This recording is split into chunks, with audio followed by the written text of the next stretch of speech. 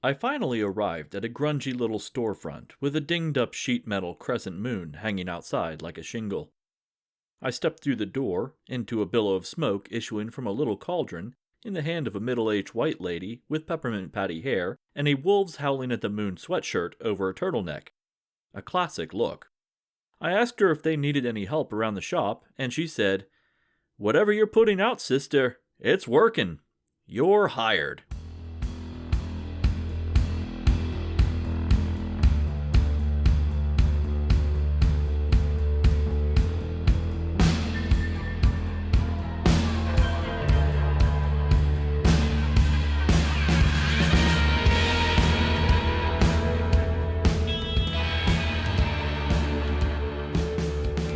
Welcome back, Goblins! I'm your host, Jason, and you're listening to the Esoteric Book Club.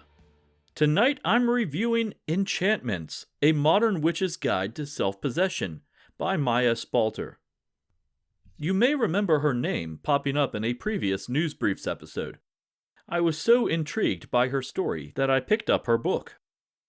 Maya is a lifelong New Yorker and a longtime employee of Enchantments, New York's oldest occult shop. Located in East Village, Enchantments was founded in 1982, and Maya began working there in 2000. This book sums up the sort of things we wish we could explain about modern witchcraft in its many forms, for people who don't have the desire, or opportunity, to hang around the shop all day and listen to us cackle and beat each other with wooden spoons, says Maya. What witches do is look for magic, for divinity, in everything. What's more, we allow ourselves to find it, even in the seemingly mundane. This book is divided into topics by chapter, and then into two parts, the first being witchy implements, and the second part being witchy intentions. As you progress through the book, you will build upon Maya's instruction from previous chapters. She will often have an aside where she says, "This may not make much sense right now, but just wait until this later chapter." As a result, you learn in pieces, assembling the practice a bit at a time, like assembling a Lego set. Let's start by looking at Part 1, Chapter 1, Altars.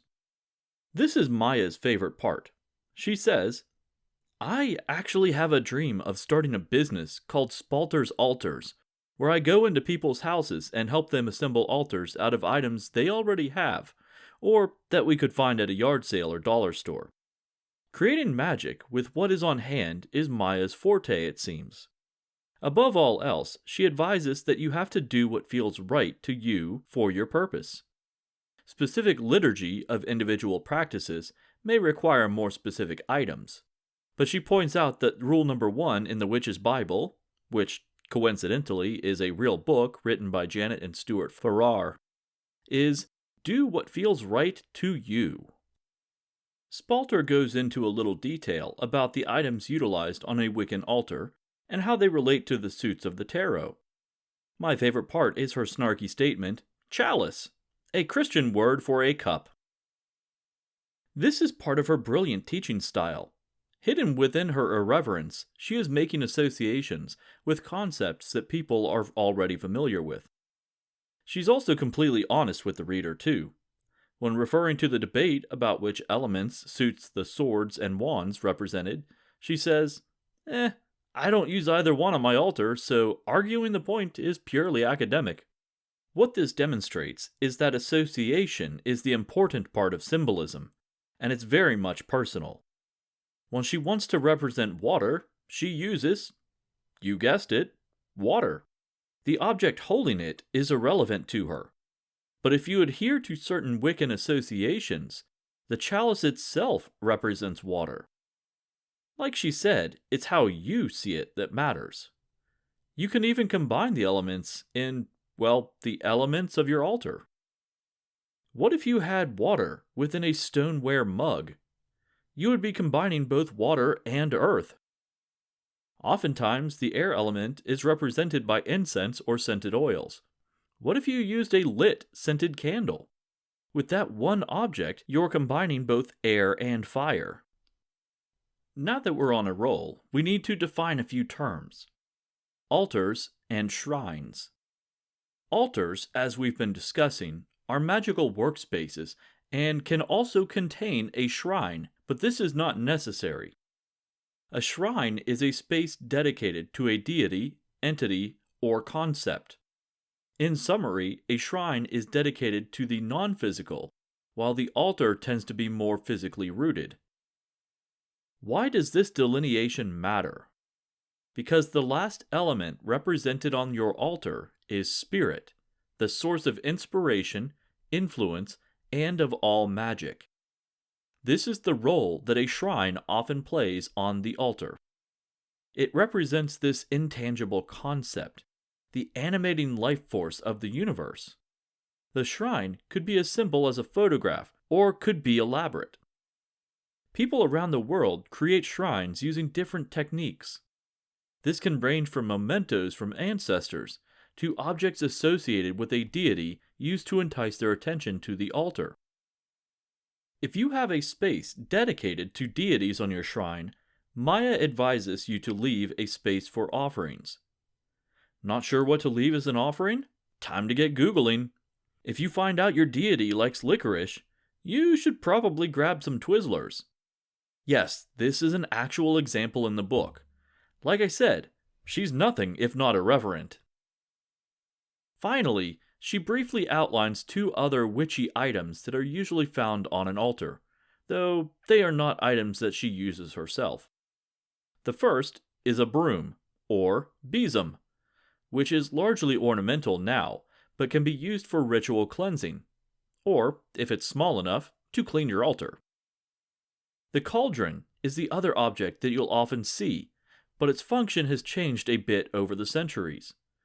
Originally, everyone had a cauldron. It was a necessity for daily life.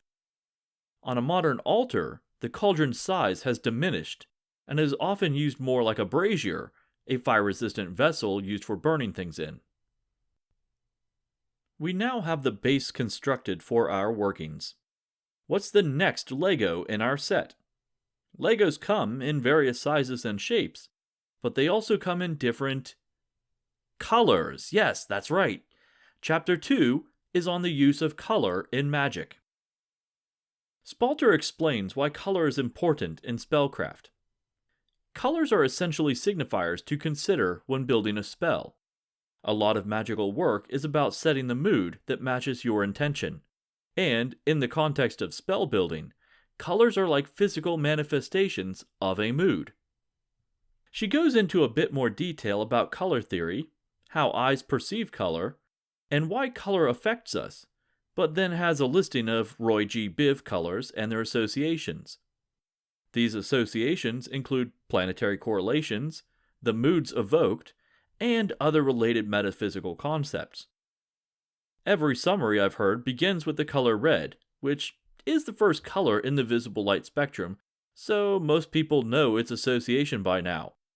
Even if you haven't, you can probably figure out that it's the color of passion, love, anger, blood. Basically, all the extremes of human condition. For the purpose of this review, we will instead skip to my favorite color, green. Green is a complex color for magical use. Even Spalter says, there are so many ways of looking at the color green that I'm not sure where to start.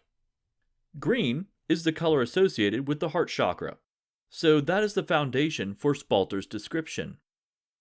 The heart often correlates to love and abundance, and when we generally think of abundance, we think of money. This is an overlapping concept, but not exclusively linked. We can have an abundance in different areas of our lives, such as love, friendship, and yes, even money. Apparently, many places use green candles to draw in wealth, even if their currency isn't green. This lends more credence to the idea that green is an association of abundance rather than material goods. It probably taps into something in our primal brains where we associate quantities of greenery with abundance of plants, and therefore an abundance of food. Because, let's be real, our primitive ancestors only had a few primary concerns in their lives, and paramount among these was food. Spalter transitions into this very concept, explaining that green magic is often associated with plants, herbs, and natural elements. To continue my theme of lesser-known colors used in magic, let's take a look at what Maya has to say about the color orange. Orange, and copper, but let's just call it orange for now, is associated with Mercury, and mercurial magic is associated with language, commerce, and energetic sparks between people that is facilitated through conversation and exchange of information. That means orange is your go-to color for business and opportunity. Where I work, we sell an anointing oil called Road Opener, which is also orange. Its purpose is to remove obstructions and create new metaphysical roads for you to travel. Copper is also associated with orange, not just for the color, but for the creation and formation. What do I mean by that? Copper is a conductive metal, which is why we use it in electrical wiring, which is why also practitioners throughout history have correlated it to the transition from will into energy. Many modern practitioners have copper wire on their wands, which they feel helps translate their will into tangible effects through the use of this tool. Even more interesting is the association of copper with love deities. It is attributed to both Oshun of the Yoruba tradition and with Venus and Cupid, also known as Aphrodite and Eros. It seems strange. Most of us would consider gold to be the associative color or metal for love. But that seems to be a more modern concept, where we conflate love with an ability to provide for our mate. Thus, an expensive token shows that you are able to generate an equivalent amount of wealth, and therefore are able to provide a certain level of economic status. Copper, on the other hand, is used for generating new interests, and, if used towards relationships, new partners. Finally, let's look at what she has to say about brown. Brown is the color of earth, with a capital E, and, well, I guess also with a lowercase e. Brown is the color of finality, since all things come from and return to the earth. I suppose that also makes brown a good symbolic color for transition and rebirth. Maya also points out that brown is a good color for justice with a capital J. Not the type you would find in law courts, where the legal system can sometimes deliver the letter of the law, but not the intent. More like the type of justice you would find in the Howling Wild. Frontier justice. This isn't karma. That can take multiple lives and lifetimes to balance.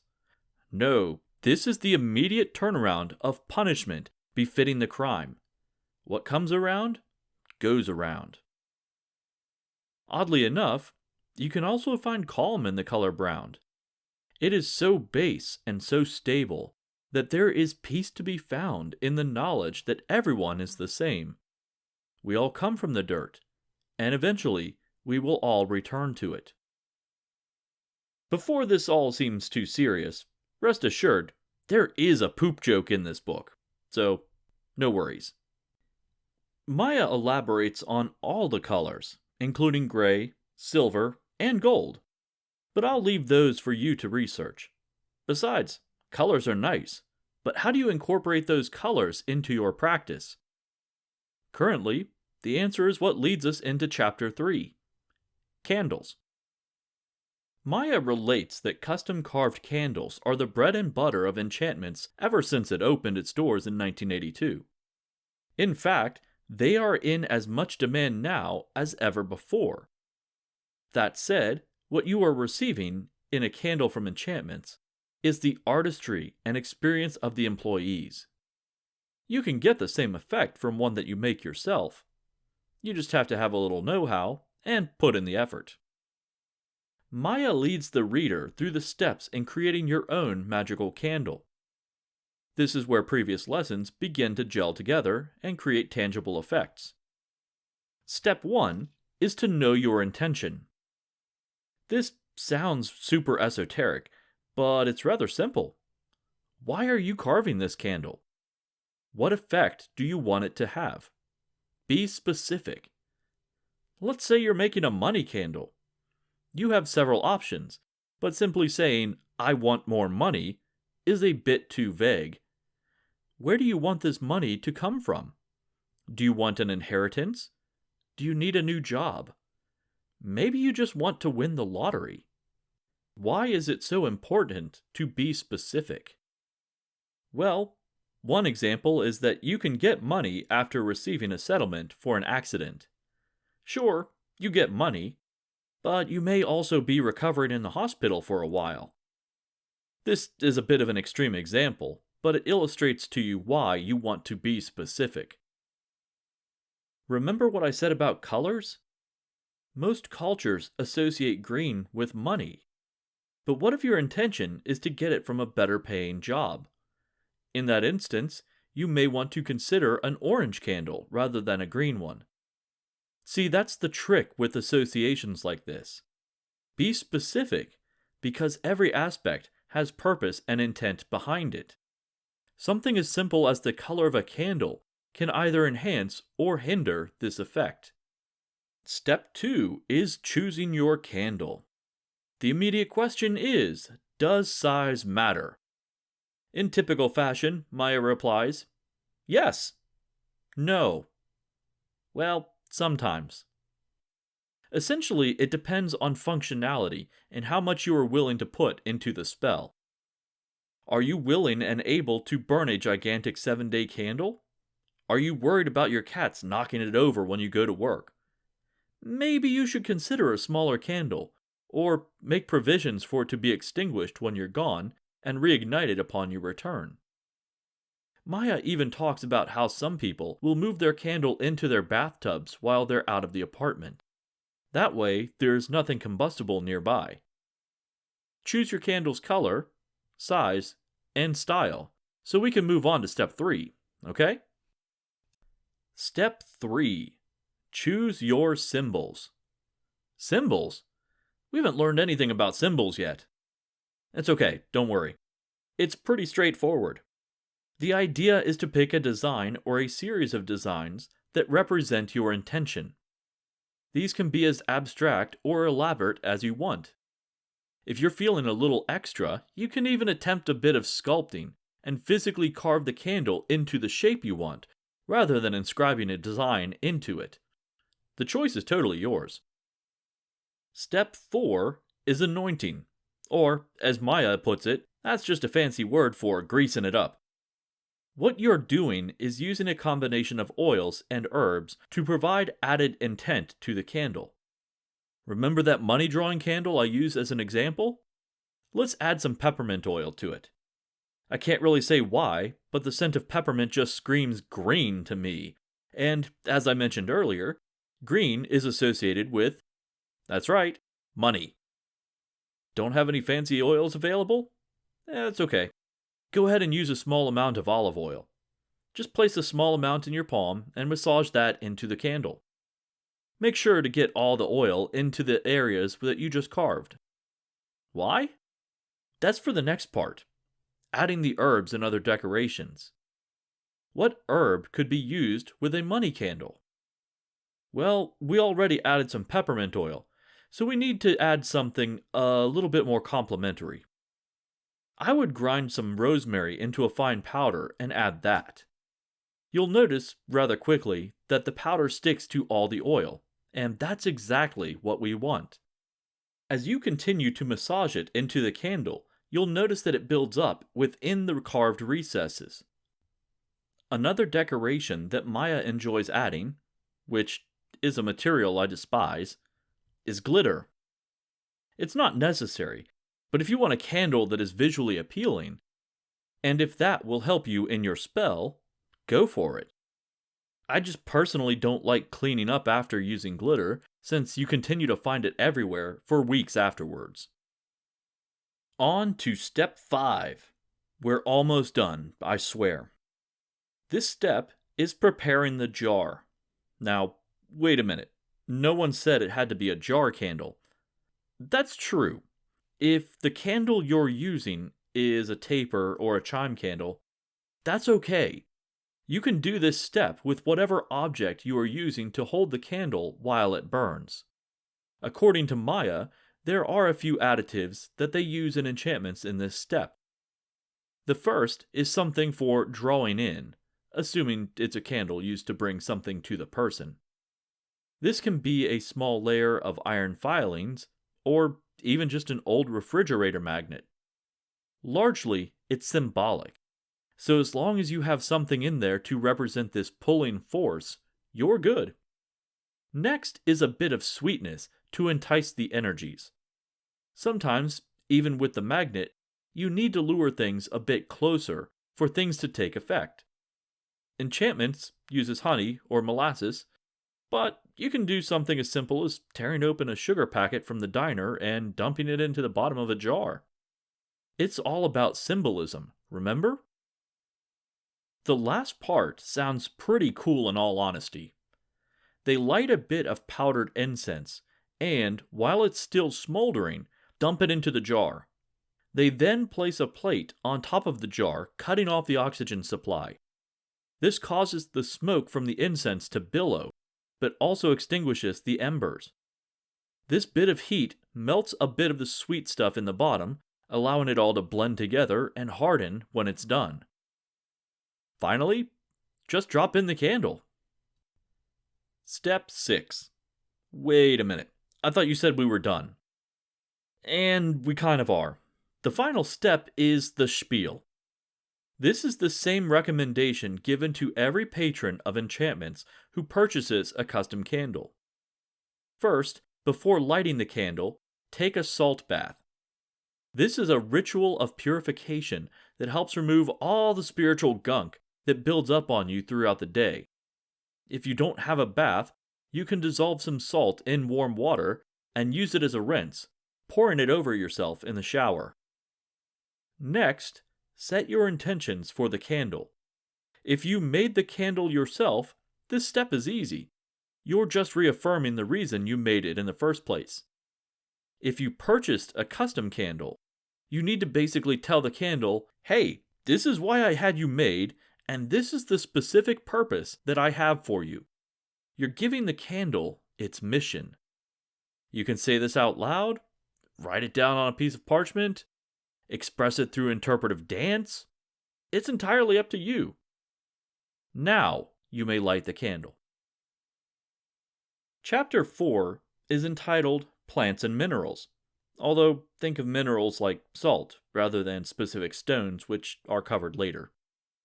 I don't want to go into too much detail since it is largely a list of common herbs used for magical purposes, their correspondences, such as what planets they're associated with, and how to use them. It's not an exhaustive list, since there are entire volumes dedicated to this, but Maya presents a good variety of common herbs, along with some more specialized plants and resins that you would be able to find at an occult shop or botanica. She also has an aside in this chapter called, "What do I do with this rock?" The obvious answer, and one that most new people don't think of, is to clean it, both physically and metaphysically. If you found the stone yourself, you may only need to run it under some water and perhaps give it a gentle scrub with an old toothbrush. If you purchase it online or at a local shop, it's likely passed through several hands in its travels, so you will want to wash it and then clean it thoroughly. What's the difference between washing it and cleaning it? Isn't that what the water and the toothbrush were for? Much like how you take a salt bath before working with your candle magic, you need to remove any spiritual gunk that is built up from other people handling the stone or crystal. There's many ways to do this, ranging from running it under free-flowing spring water, burying the stone in soil, or even smoke cleansing. What is most important is to find out what cleansing process is safest for the stone.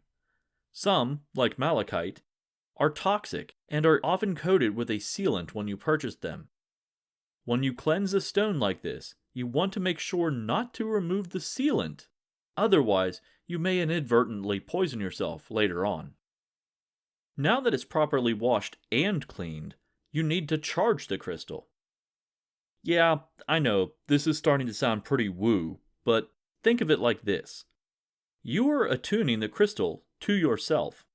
You put in all the effort to begin with a metaphorical blank slate, so now you need to acclimate the stone to your personal environment. I'm also assuming that you aren't just collecting shiny rocks, since you're listening to an esoteric book review.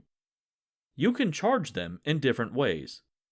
Some people like to simply imbue them with natural energy, so they place them outside during a full moon. Some people prefer to use direct sunlight. I like to use oils that correspond to the properties of the stone. Just remember that stones are porous, so using things like oils will change the appearance of the stone, and will cause the oils to get on your skin as you use the stones later. Then again, that's sometimes the point. But that all goes into the final part of this tutorial. Use it. Yes, that seems to be obvious, but the general question is, how do you use them? Some stones can be used for meditation. Simply holding them in your hands can generate a subtle effect. Some people place them on chakra points on their bodies. Stones can even be used to boost magical effects on your altar. Remember when we made the candle and talked about using different colors and different herbs for specific effects? Stones can be used in much the same way. You could enhance our example of the money candle by placing a stone called adventurine near the candle as it burns. You could even use pyrite, commonly known as fool's gold. Largely, what you're doing is drawing associations between the different correspondences. This is a summary of just the first 4 out of 12 chapters in this book. Maya continues to elaborate on the planets, the wheel of the year, the benefits and pitfalls of group working, meditation, divination, and a whole slew of other witchy pursuits in the remaining 8 chapters. Additionally, at the end of each chapter, she has a list of books that she either referenced directly in the chapter or recommends for further reading about specific topics covered. I personally like this approach to annotating because it's a bit easier to cross-reference than having to flip to the bibliography at the back of a book and hope you can find what you're looking for. What I found impressive is the sheer volume of information that she was able to relay in an entertaining form while still maintaining an economy of words. This book is physically tiny. It's only a little over 200 pages, but it delivers a ton of quality information for beginners and experienced practitioners alike. Because of her background working at Enchantments, Maya is able to deliver a more inclusive, holistic approach to witchcraft, drawing elements from various paths and practices. She references classical Greek and Roman concepts as easily as the Mahabharata and Gardnerian witchcraft liturgy, but she blends it into a modern expression that makes the principles easy to grasp. So if any of this intrigues you, grab a copy of Enchantments, A Modern Witch's Guide to Self-Possession by Maya Spalter. Links will be provided in the show notes. This program has no sponsors other than listeners like you. If you'd like to help sponsor the Esoteric Book Club, you can find us on Patreon. There are several different tiers with various rewards, such as voting rights and exclusive articles. Those who contribute at the higher tiers even get a shout out on episodes.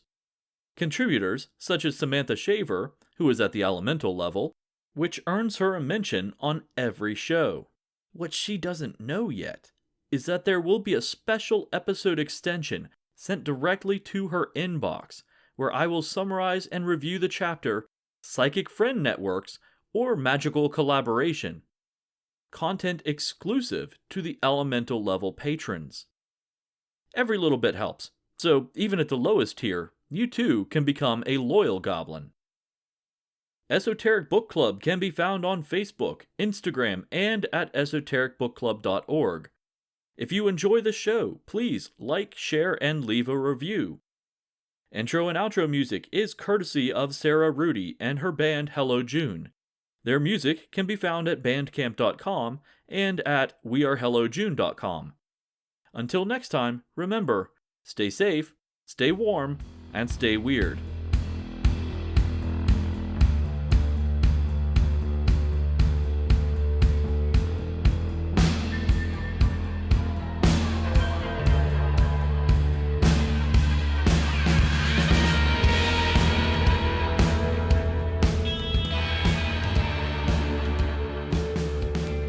Alright, it is time for you extra special weirdos to get your due. Chapter 7, The Psychic Friend Networks, or Magical Collaboration. Most of the stuff in this book can easily be done by yourself.